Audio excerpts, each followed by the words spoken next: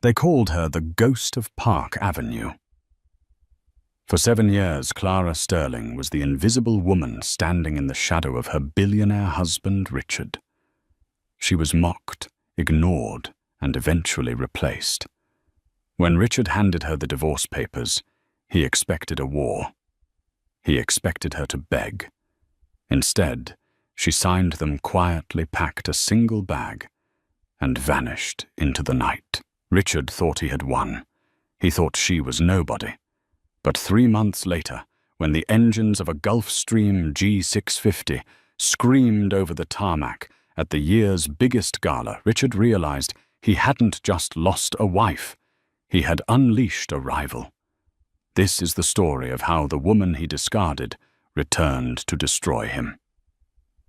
The silence in the penthouse at 432 Park Avenue was expensive. It was the kind of silence that cost $50 million to curate soundproofed glass overlooking Central Park, plush velvet carpets that swallowed footsteps, and an air filtration system that made the atmosphere feel thin, almost sterile. Clara sat at the edge of the mahogany dining table, her hands folded in her lap. The dinner had been over for an hour, but the guests were still lingering in the cigar lounge. She could hear the low rumble of their laughter, specifically the baritone boom of her husband, Richard Sterling, the CEO of Sterling Dynamics. The acquisition of the Kensington Group is all but now done. Richard's voice drifted out, laced with the arrogance that had once charmed her, but now felt like a heavy stone on her chest. Old man Kensington doesn't have the stomach for a fight. I'll bleed him dry by Q3. And your wife? Another voice asked. It was Preston Wells, Richard's CFO and long-time enabler. She okay with you missing her birthday for the Tokyo summit next week? Clara flinched. Today was her birthday. Richard laughed, a sharp, dismissive sound. Clara. She doesn't care about that stuff. She's low maintenance. Honestly, I don't think she'd notice if I was gone for a month. She's happy with her garden and her charity luncheons. As long as the credit card works, Clara is fine. The men chuckled. The sound was like sandpaper against Clara's skin. It wasn't the first time he had dismissed her. For 7 years, Clara had been the perfect accessory. She was the sterling ornament. She organized the galas, she managed the household staff, she remembered the names of every board member's wife and children.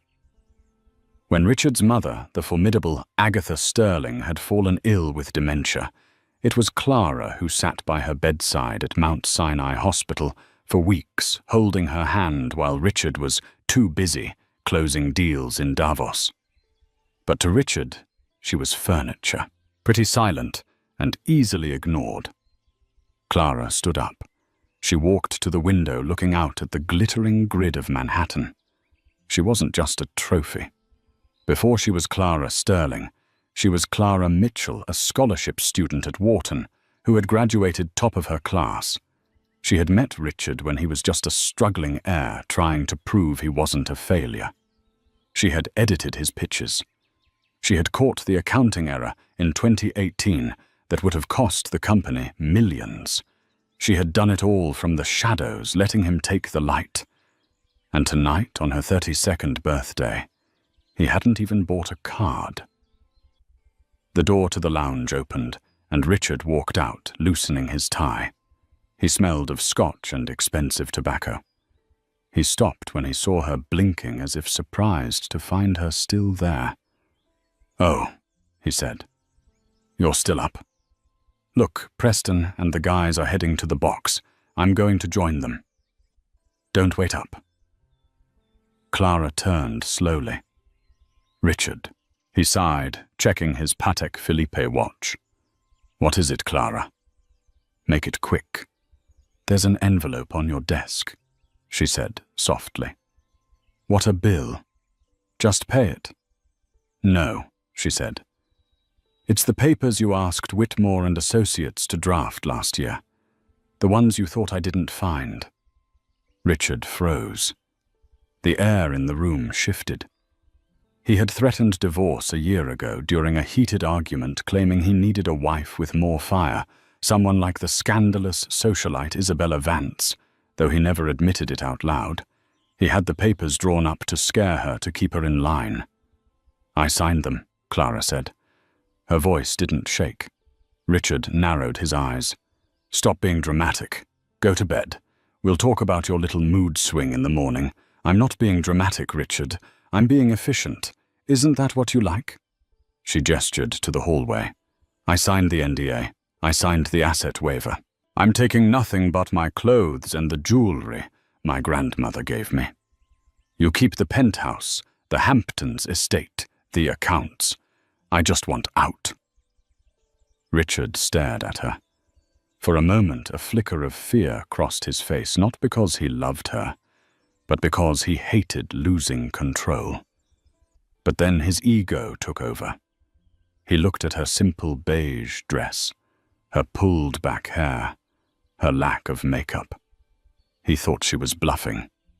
He thought she was weak. "Fine," he sneered. "If you want to throw a tantrum, go ahead. Leave. But don't come crawling back when the real world chews you up. You've been living in a bubble, Clara. You won't last a week without the Sterling name." "I guess we'll see," she whispered. She picked up a small carry-on bag from the floor. She walked past him, smelling the stale scotch on his breath one last time. She didn't look back. She took the private elevator down to the lobby, nodded to the doorman. Henry, who looked at her with sad, knowing eyes, and stepped out into the cold November night. She hailed a yellow cab, not a private car. "Where to?" Lady the driver asked. Clara looked at the towering skyscraper one last time, the place where she had lost herself piece by piece. "Teterboro Airport," she said. "The private terminal." The driver raised an eyebrow, but hit the meter. Clara reached into her pocket and pulled out a burner phone. She dialed a number she hadn't used in 10 years. It rang once. "It's done," she said into the phone. "I'm coming home, Arthur." The first week without Clara was for Richard Sterling a celebration. He felt lighter. He told Preston and the board that the divorce was mutual and amicable, painting Clara as a woman who simply couldn't handle the pressure of his high-octane lifestyle. He moved Isabella, a stunning raven-haired model with a taste for drama and diamonds, into the penthouse 3 days later. Isabella was everything Clara wasn't. She was loud, she was demanding, and she looked incredible on his arm at the New York City Ballet Gala. The tabloids ate it up. Sterling's new flame. The upgrade of the century read the headline of the New York Post. Richard felt invincible, but the cracks started to show in the mundane, quiet moments. It started with the coffee. Richard sat at his breakfast table, barking into his phone. "Where is my espresso? It tastes like sludge." The new housekeeper, a terrified woman named Maria, trembled. "I made it exactly as the machine said." "Sir."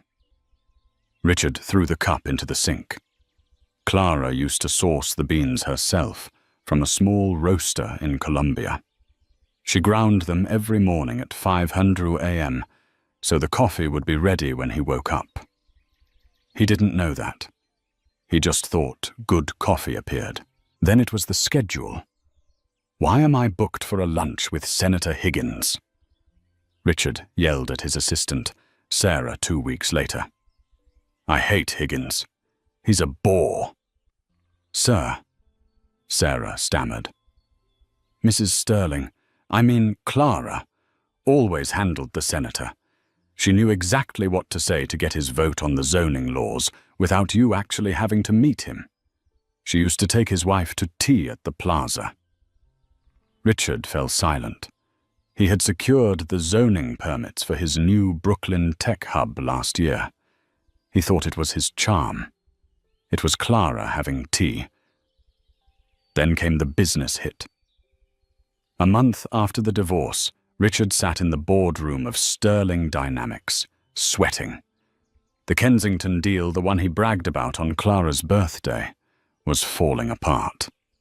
They found a loophole in the contract, Preston said, his face pale. Clause 14B regarding environmental liability. If we acquire them, we inherit a massive toxic waste suit in Ohio. How did we miss this? Richard slammed his fist on the table. We have an army of lawyers. Preston hesitated. Well, usually Clara proofreads the final contracts on the weekends. You used to bring them home, remember? You said she liked to play office, but she actually flagged the environmental risk in the Anderson merger last year. We thought you were the one catching these things. Richard sank into his leather chair. The silence in the room was deafening. He looked around the table at the faces of men who were paid millions to be smart, yet they had all been relying on the unpaid labor of the wife he had just discarded.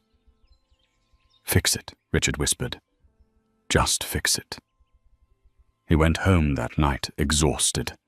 He wanted peace. Instead, he found Isabella throwing a vase against the wall. You promised we'd go to St. Bart's this weekend, she screamed. My friends are already there. You're always working. You're boring, Richard. Richard looked at her beautiful, fiery, and utterly exhausting.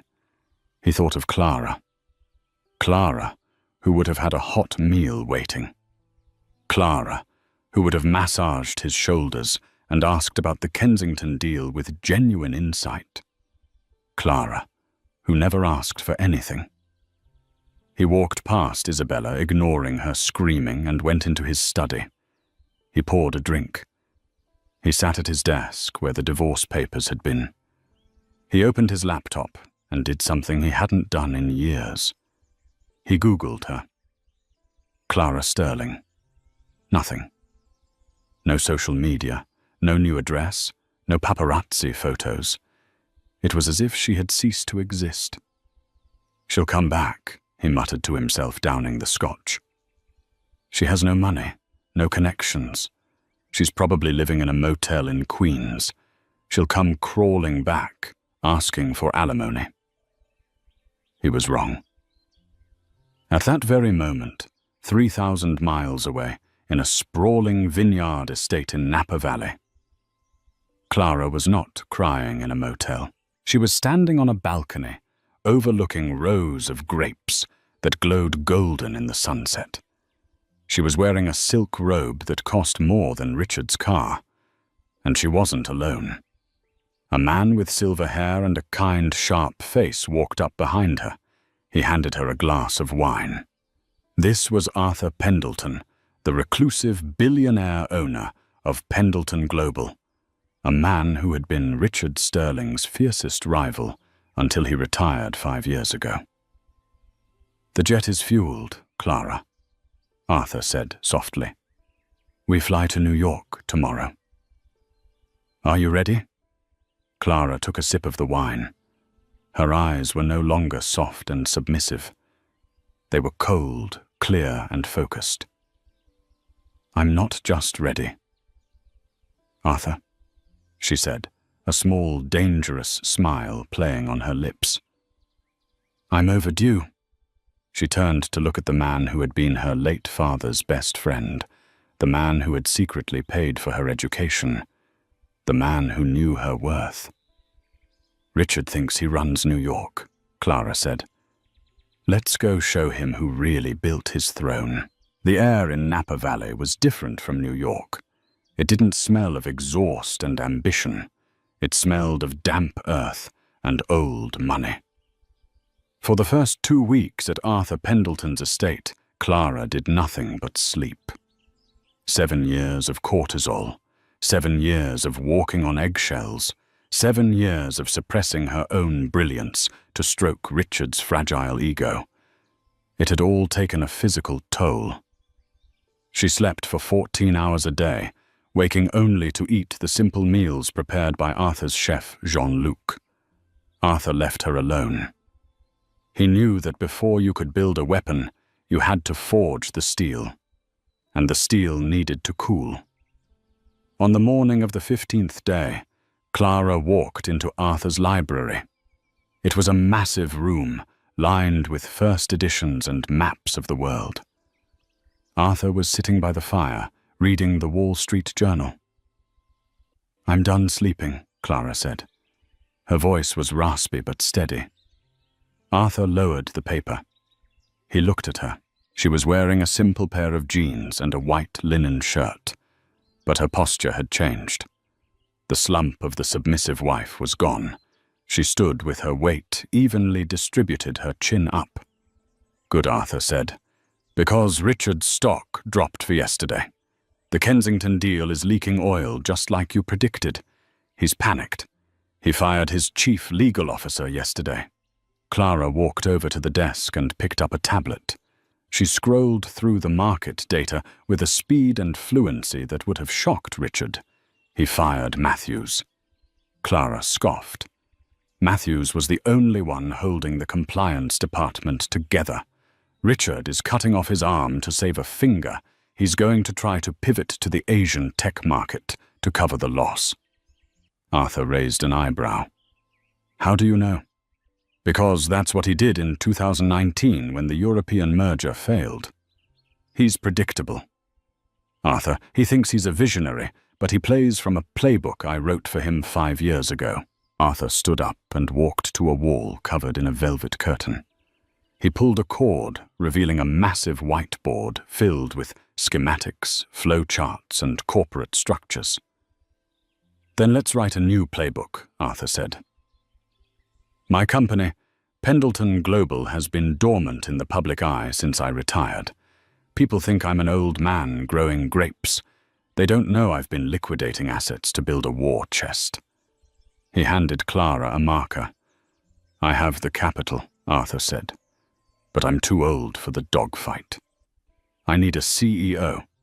I need someone who knows Richard's weaknesses better than he knows them himself. I need someone the street won't see coming." Clara looked at the board. She saw the structure of a new shell company, Aurelius Capital. "You want me to run it?" Clara asked. "I want you to be it," Arthur corrected. "Clara Sterling is dead. She was a mouse. I want you to become the predator."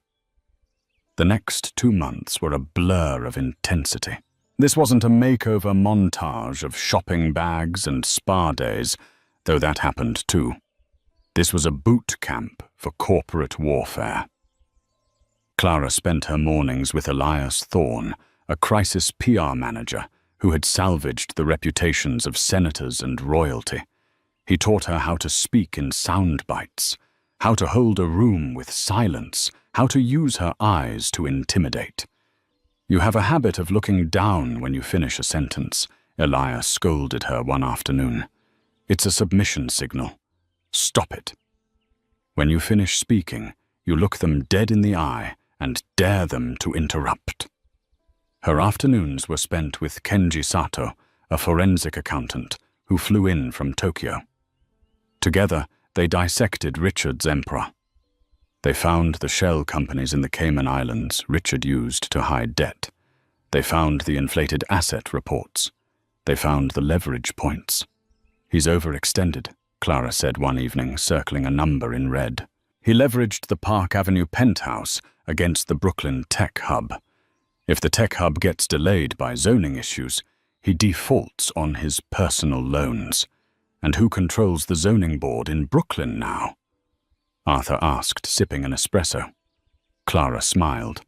It was a cold smile. "Senator Higgins, the man whose wife I used to have tea with, the man Richard thinks is a bore." Arthur nodded. "Make the call."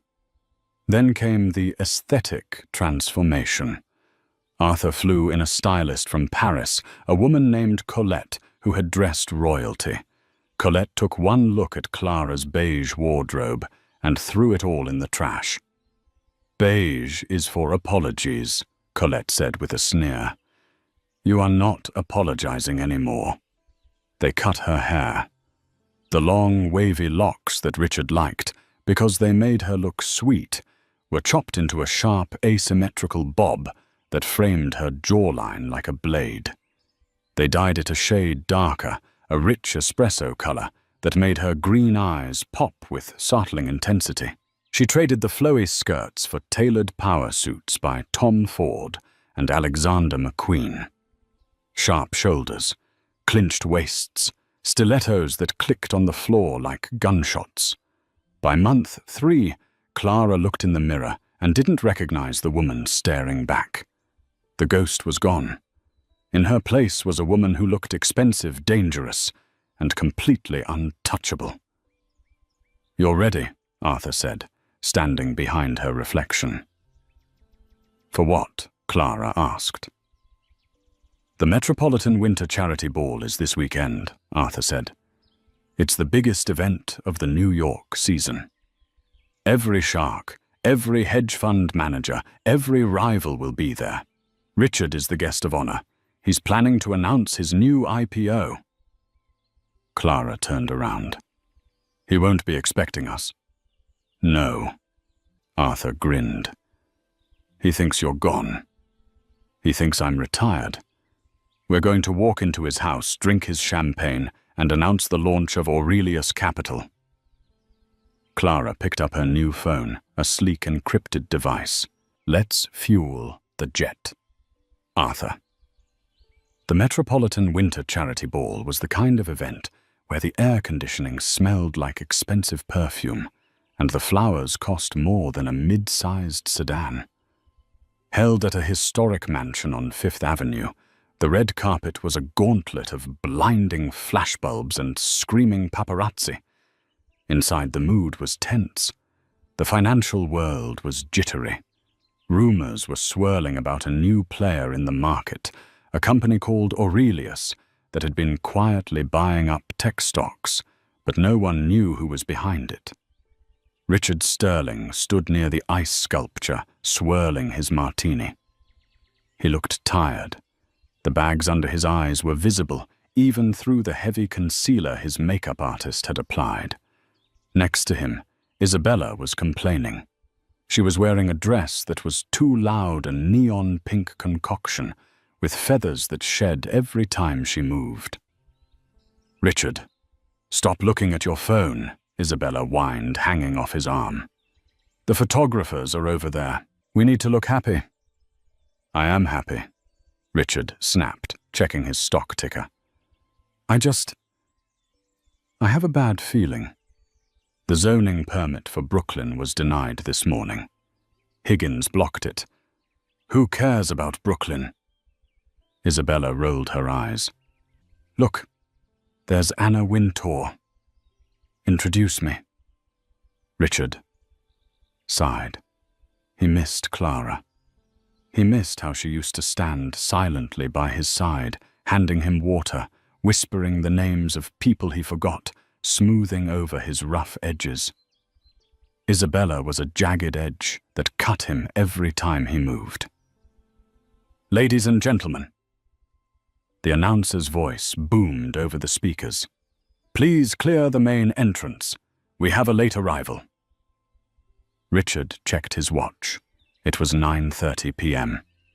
Everyone who mattered was already here. Who would dare arrive this late? Probably some reality TV star trying to get attention.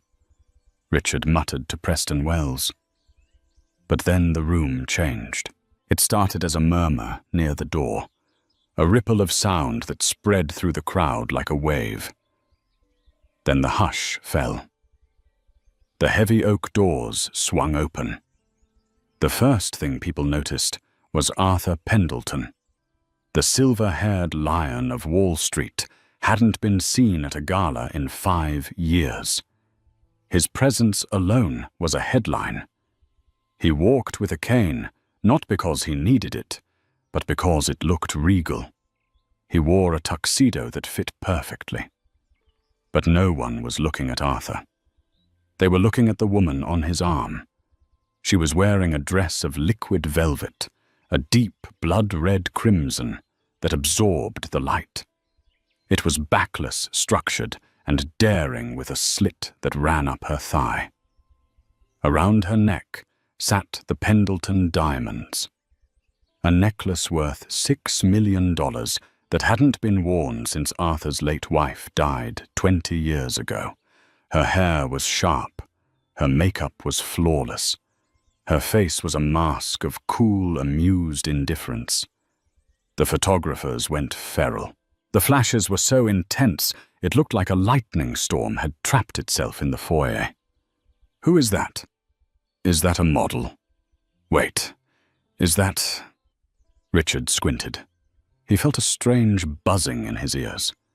The woman walked with a stride he didn't recognize, confident, predatory. She didn't look down.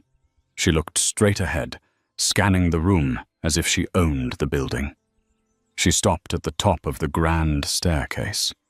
She looked down at the crowd. Her eyes locked onto Richard. The glass slipped from Richard's hand. It shattered on the marble floor, the sound echoing in the sudden silence. "Clara," he whispered. Isabella looked at him, then at the woman. "Who is Clara?" "That's your ex-wife." The mouse. Clara began to descend the stairs. She didn't hold the rail. She moved like royalty. Arthur walked beside her, a proud smirk on his face. The crowd parted.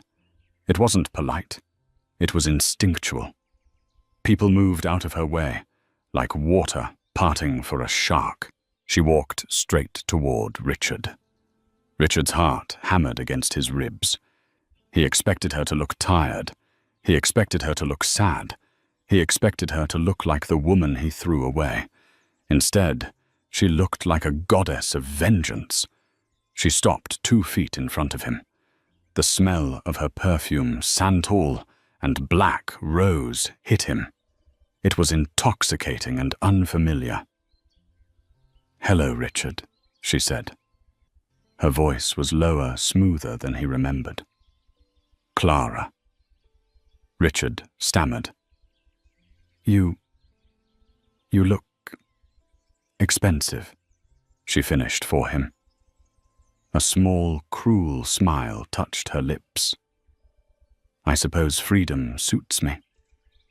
Isabella stepped forward, sensing a threat. "Well, look who decided to show up. Did you spend your alimony on a rental dress, sweetie?" The room went deadly silent. Everyone waited for the catfight. Clara didn't even look at Isabella. She didn't turn her head. She didn't blink. She simply kept her eyes on Richard, rendering Isabella completely invisible. It was the ultimate power move. "Richard," Clara said, ignoring the woman entirely. "I heard about the zoning issue in Brooklyn. Terrible luck. Senator Higgins can be so particular." Richard paled. "How do you know about that?" "It happened this morning." "I know," Clara said. "I was having breakfast with him." Richard felt the blood drain from his face. "You?" "What?" "Oh, and the Kensington deal." Clara continued, her voice light and conversational, as if discussing the weather. "I wouldn't count on that closing. Aurelius Capital just put in a counterbid at 15% above your offer." Richard's knees went weak. "Aurelius. You know who runs Aurelius?" Clara stepped closer. She reached out and adjusted Richard's bow tie, a gesture that was once intimate, but now felt like a noose tightening. "I do," she whispered, leaning into his ear, so only he could hear. "Check the incorporation papers, Richard. I'm the CEO." She patted his chest, stepped back and turned to the stunned crowd. "Now, if you'll excuse us." Clara said, her voice projecting to the room. "Arthur and I have a celebration to attend to. We just acquired a very large, very interesting company." She took Arthur's arm. As they walked away, leaving Richard standing amidst the shattered glass and the ruins of his ego, Clara looked over her shoulder one last time. "Happy belated birthday to me," she said.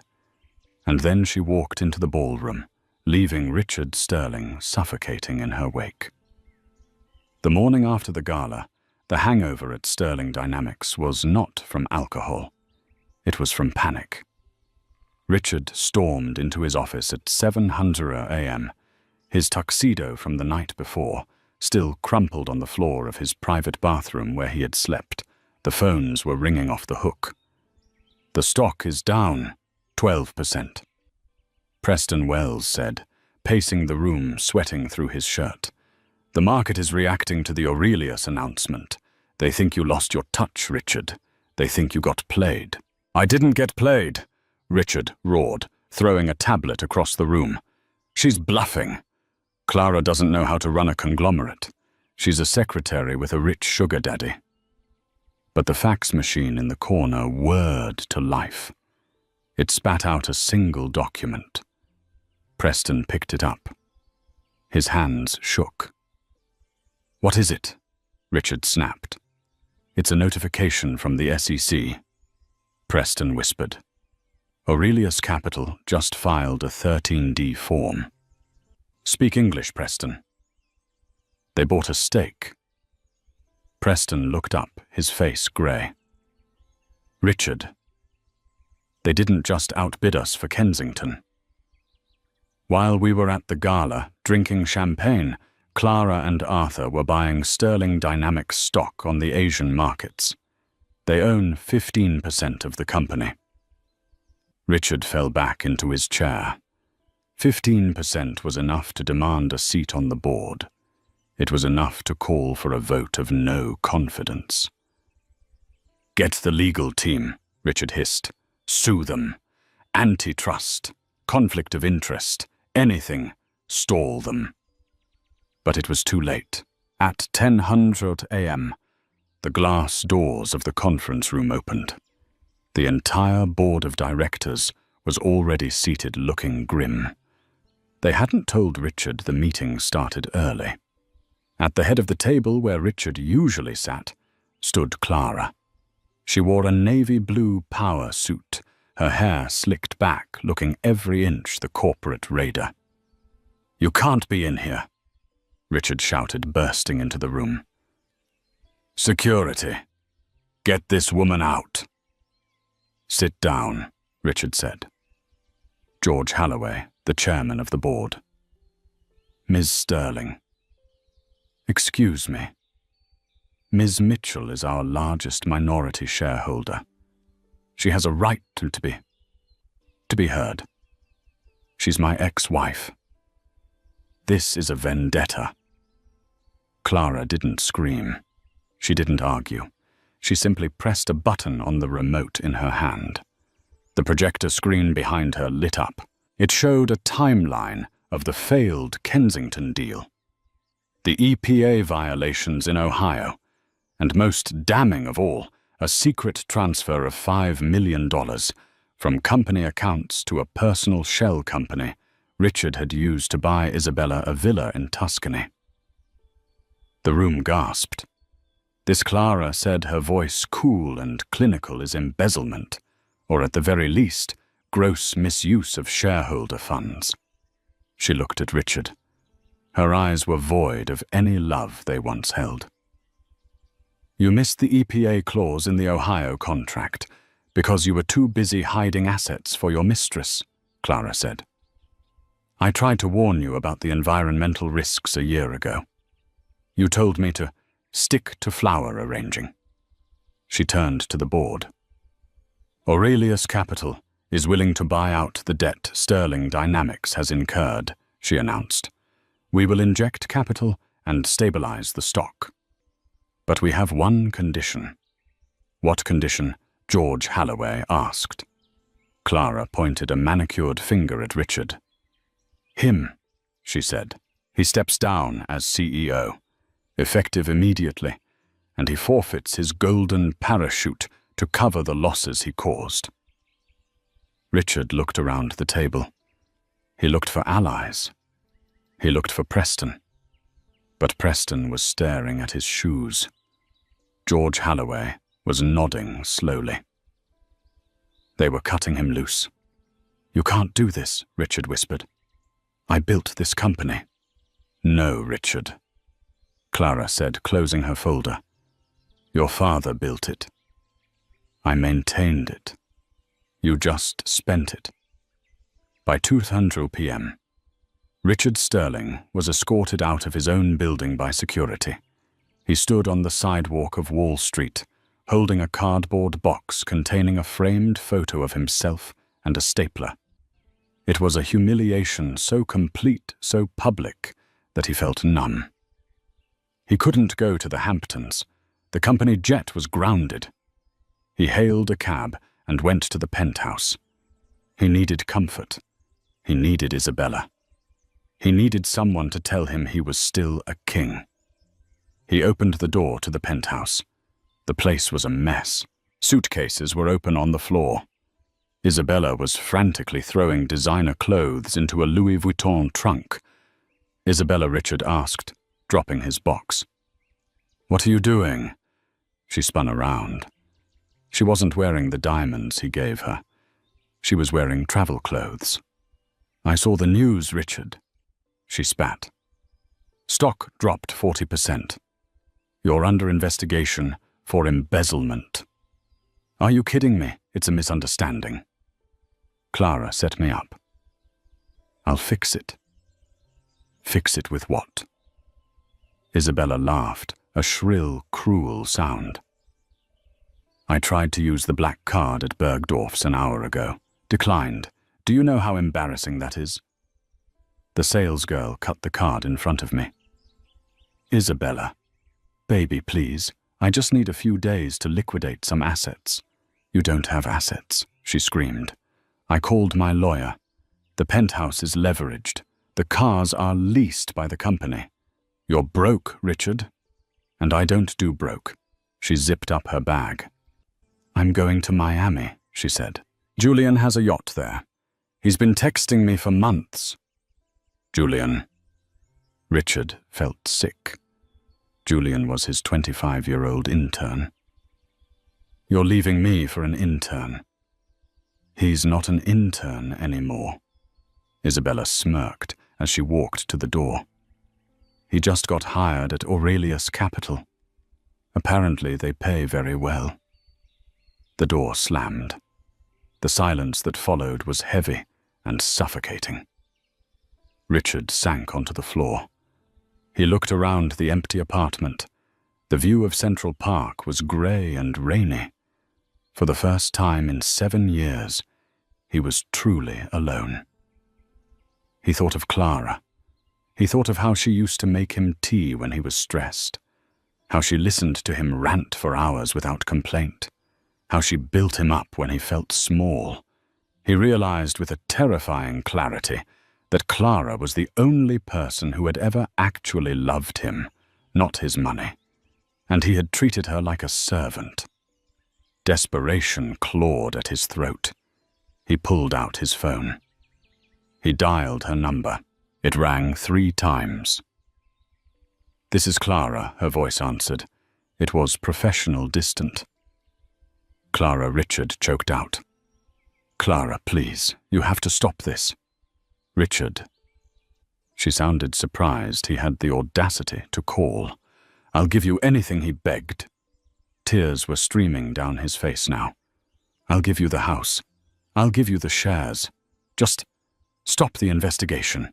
Don't let them prosecute me. I'll go to jail, Clara. Please, for the sake of what we had." There was a long silence on the line. "What we had?" Clara asked softly. "Richard, do you remember my 30th birthday?" "What, my 30th birthday?" she repeated. "I had a miscarriage that morning. I was in the hospital. I called you 5 times. Do you remember what you texted me? Richard squeezed his eyes shut. He remembered. He was in a meeting with the Japanese investors. He had texted, "Stop calling, I'm busy, handle it." Richard sobbed. "I didn't know it was that bad." "You didn't ask," Clara said. Her voice was cold as ice. "You wanted a wife with fire. Richard, you wanted drama. You wanted the real world. Well, welcome to it. Clara, I'm begging you." "Save your breath," she said. "You're going to need it for the deposition tomorrow." "Oh. And Richard?" "Yes," he whispered, a sliver of hope rising. "You have 24 hours to vacate the penthouse," she said. "Arthur just bought the mortgage from the bank. I'm turning it into a shelter for women recovering from financial abuse." Click. The line went dead. Richard stared at the phone. The sun was setting over the city he used to think he owned. Now he was just another ghost in the machine. But the story wasn't quite over. Clara had one final twist of the knife, left a public finale to ensure the world knew exactly who had won. 3 months later, the winter snow had turned to grey slush on the streets of Manhattan. For Richard Sterling, the world had shrunk. He no longer lived in the penthouse at 432 Park Avenue. He was currently staying in a sublet studio apartment in Jersey City, overlooking a parking lot. His assets had been frozen, seized, and liquidated to pay off the massive debts and legal fees from the embezzlement investigation. He had avoided prison only by cutting a plea deal that banned him from serving as a director of a public company for 10 years. Today was the final formality, the divorce settlement. Richard sat in a small, sterile conference room at the courthouse. He wore a suit that was 2 years old, one of the few he had managed to keep. It looked tired. He looked tired. He had lost 20 pounds and his hair was thinning. The door opened and Clara walked in. She didn't look like a CEO. She looked like freedom. She wore a cream-colored cashmere coat and sunglasses she didn't bother to remove immediately.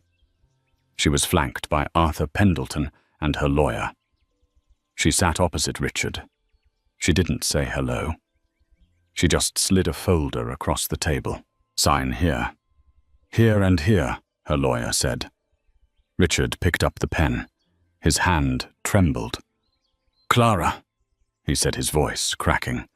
She paused, looking up from her phone. She looked at him, not with anger, but with the polite detachment one might have for a stranger on a subway. "Yes, Richard. He swallowed hard. "I just wanted to know. Do you hate me?" The room went quiet. Arthur shifted in his seat, ready to intervene, but Clara held up a hand. She took off her sunglasses. Her green eyes were clear, bright, and utterly peaceful. "I don't hate you, Richard," she said softly. "Hating you would require energy. And honestly, I don't think about you enough to hate you." The words hit him harder than a scream would have. Indifference was the ultimate insult. "I made you," Richard whispered, trying to cling to the last shred of his ego. "I found you when you were a student. I gave you a life." Clara laughed. It was a genuine light sound. "Richard, look at us." She gestured between them. "You're in a basement conference room in Jersey. I'm about to fly to Paris for Fashion Week to launch Aurelius Luxury. You didn't make me. You just stood in my light." She tapped the paper. "Sign the papers. You get to keep your watch. That was my gift to you. Consider it severance." Richard looked down at his wrist. The Patek Philippe. He had almost pawned it yesterday for rent money. He signed. Clara stood up immediately. She didn't linger. She buttoned her coat, shook hands with the mediator, and turned to leave. Clara Richard called out one last time as she reached the door. She stopped but didn't turn around. "Was it worth it?" he asked. "Destroying everything we built. Was it worth it just to prove a point?" Clara turned her head slightly. A small smile played on her lips. "I didn't destroy anything, Richard," she said. "I just took back what was mine. And yes, it was worth every single penny." She walked out. Richard sat alone in the silence. He heard the click of her heels fading down the hallway, a sound that used to annoy him, but now sounded like the steady ticking of a clock that had run out of time. Outside, the paparazzi were waiting, but they weren't waiting for him. Richard walked out the side exit, pulling his collar up against the wind. He watched from across the street as Clara stepped into a waiting black SUV. The cameras flashed, blinding and relentless. She didn't hide. She smiled, waved, and slipped into the car. As the car pulled away, merging into the traffic that flowed toward the private airfield, Richard checked his pocket. He had a subway card with $12 on it. He turned toward the train station. It was a long ride back to Jersey. The winter in New York that year was cruel, but it was nothing compared to the winter inside Richard Sterling's life. 3 months had passed since the boardroom coup, and the landscape of Richard's existence had been razed to the ground. He no longer woke up in the master suite at 432 Park Avenue, with its heated floors and view of the skyline. Instead, he woke up to the sound of a garbage truck reversing in an alleyway in Jersey City. He was living in a sublet studio above a laundromat. The radiator clanked and hissed like a dying animal, and the windows were drafty enough to let in the smell of exhaust and fried food. His assets, the Hamptons estate, the vintage Jaguar, the art collection, had been seized by the DOJ and liquidated to pay the massive fines levied against Sterling Dynamics. He had avoided prison only by the skin of his teeth, cutting a plea deal that stripped him of his voting rights and banned him from serving on any public board for the next decade. Richard sat on the edge of his sagging mattress, buttoning his shirt. It was a Brioni suit, one of the few things he had managed to salvage before the marshals locked him out of the penthouse. Once it had made him look like a titan. Now it hung loosely on his frame. He had lost 20 pounds. His face was gaunt, the skin grey and papery from stress and cheap takeout. He checked his reflection in the cracked bathroom mirror. He tried to summon the arrogant sneer that used to terrify junior executives. It didn't work. The eyes staring back were haunted. Today was the end. The final divorce settlement. He took the PATH train into Manhattan. He used to take a helicopter from Teterboro. He used to complain if the seat warmer in the Mercedes wasn't calibrated to 72 degrees. Now he stood squeezed between a construction worker and the exhausted nurse, holding onto a greasy metal pole, trying not to make eye contact with anyone who might recognize him from the tabloids. The courthouse was a bleak, imposing building downtown. It smelled of floor wax and misery. Richard met his lawyer in the hallway, a court-appointed attorney named Mr. Henderson, who had coffee stains on his tie and looked like he hadn't slept in a week. "She's already inside," Henderson said, checking his watch. "Let's make this quick, Mr. Sterling. I have an arraignment at noon." Richard nodded, his throat tight. He pushed open the heavy oak doors of Conference Room B. The room was small, lit by buzzing fluorescent lights that cast a sickly pallor over everything. But in the center of the room, sitting on a metal folding chair, as if it were a throne, was Clara. If Richard looked like a ghost, Clara looked like she was fed on the blood of stars. She was wearing a coat of cream-colored cashmere that looked soft enough to melt. Underneath, a tailored dress of charcoal wool hugged her frame. Her hair, the sharp bob that had signaled her transformation, was perfectly styled. She was typing on her phone, her fingers moving with a rapid, rhythmic precision. She didn't look up when he entered. Flanking her were two men. One was her high-powered attorney from Whitmore and Associates, a shark in a three-piece suit. The other was Arthur Pendleton. The old billionaire sat with his hands resting on his cane, watching Richard with a look of pity that was far worse than anger. Richard pulled out a chair and sat down. The metal scraped loudly against the linoleum floor. "Clara," Richard said. His voice sounded rusty. Clara finished her text, hit send, and then slowly placed the phone face down on the table. She looked at him. Her green eyes were hidden behind oversized designer sunglasses. "Richard," she acknowledged. Her tone was neutral. It wasn't angry. It wasn't sad. It was the tone one uses for a telemarketer. "Shall we proceed?" Her lawyer interjected, opening a thick binder. "We have the final addendums here." As agreed. Ms. Mitchell, formally Mrs. Sterling, will retain sole ownership of Aurelius Capital and its subsidiaries. Mr. Sterling agrees to waive all claims to spousal support. In exchange, Ms. Mitchell agrees to assume the remaining liability for the cleanup costs in Ohio, effectively clearing Mr. Sterling of the civil suits. It was a mercy kill. She was saving him from bankruptcy court, but taking his dignity as payment.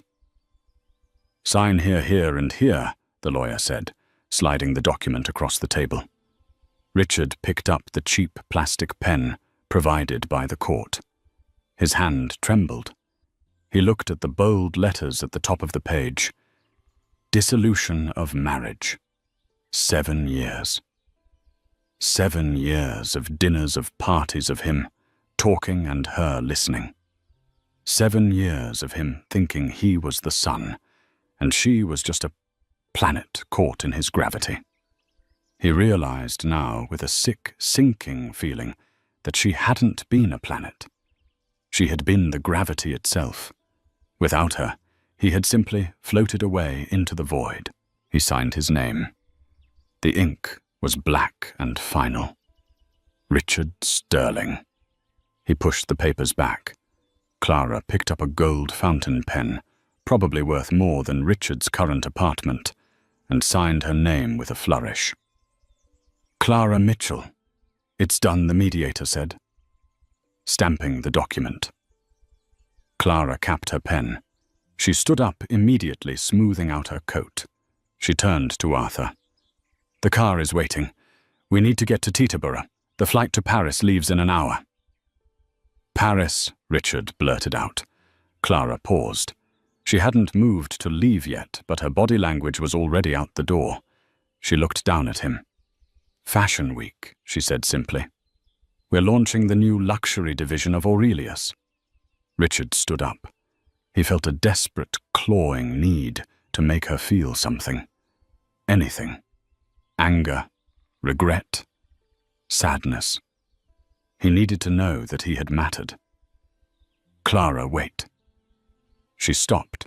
She took off her sunglasses. Her eyes were clear, bright, and terrifyingly peaceful. "What is it, Richard?"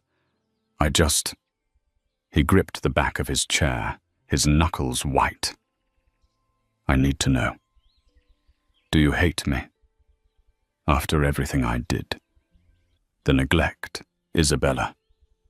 The humiliation. Do you hate me?" The room went dead silent. Even the lawyers stopped packing their briefcases. Arthur watched Clara closely. Clara looked at Richard. She studied his frayed collar, his tired eyes, his desperate posture. She tilted her head slightly, as if examining a bug she had found on her windshield. "Hate you," she repeated softly. A small, dry chuckle escaped her lips. "Oh, Richard, you overestimate yourself."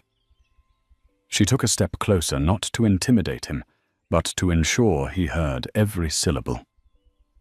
"Hate requires passion, Richard. It requires energy.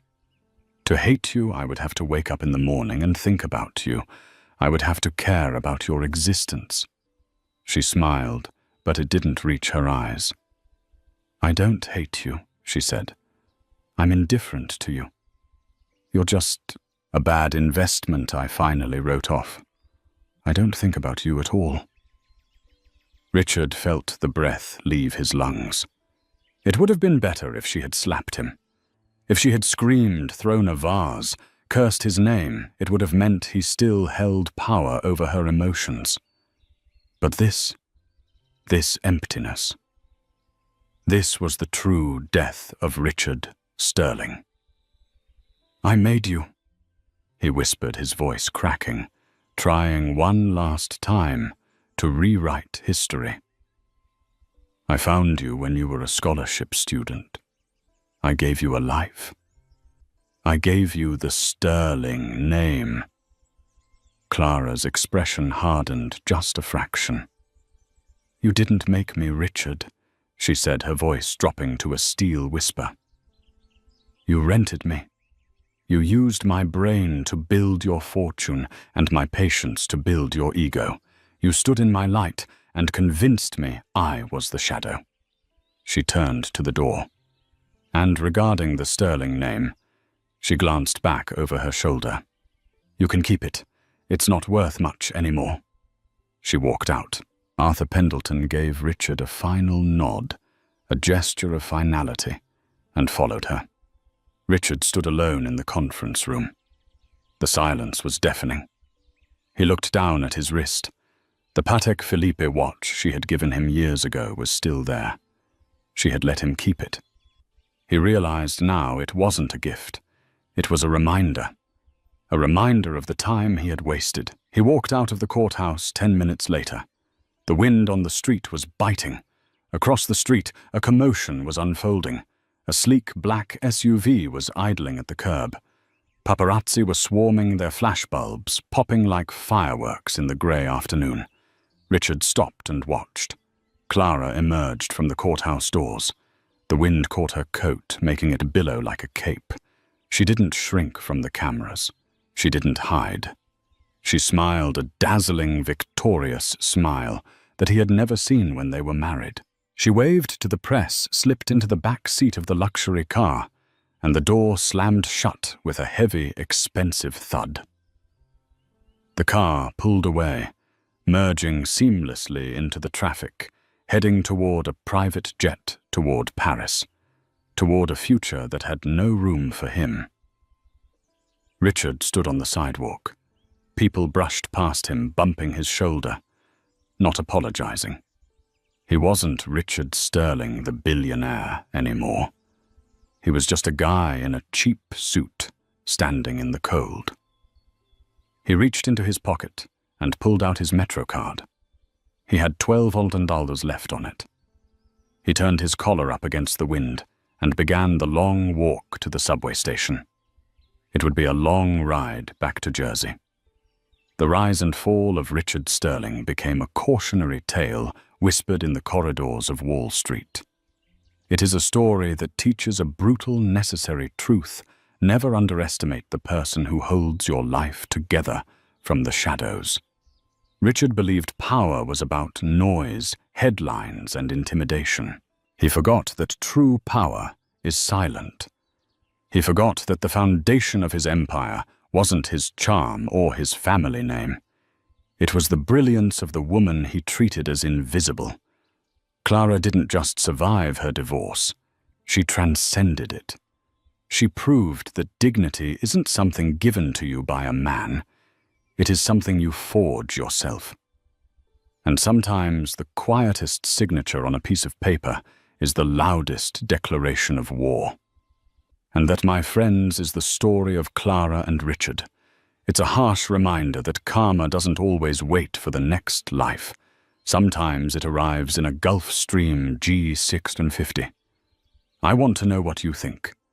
Did Richard deserve to lose absolutely everything, or was Clara's revenge too cold? Personally, I think he got exactly what he ordered. If you enjoyed this story of justice, betrayal, and redemption, please smash that like button. It really helps the channel grow. And if you want more stories about karma hitting hard, make sure to subscribe and ring the bell so you never miss an upload. Comment Team Clara down below if you would have done the same thing. Thanks for watching, and I'll see you in the next story.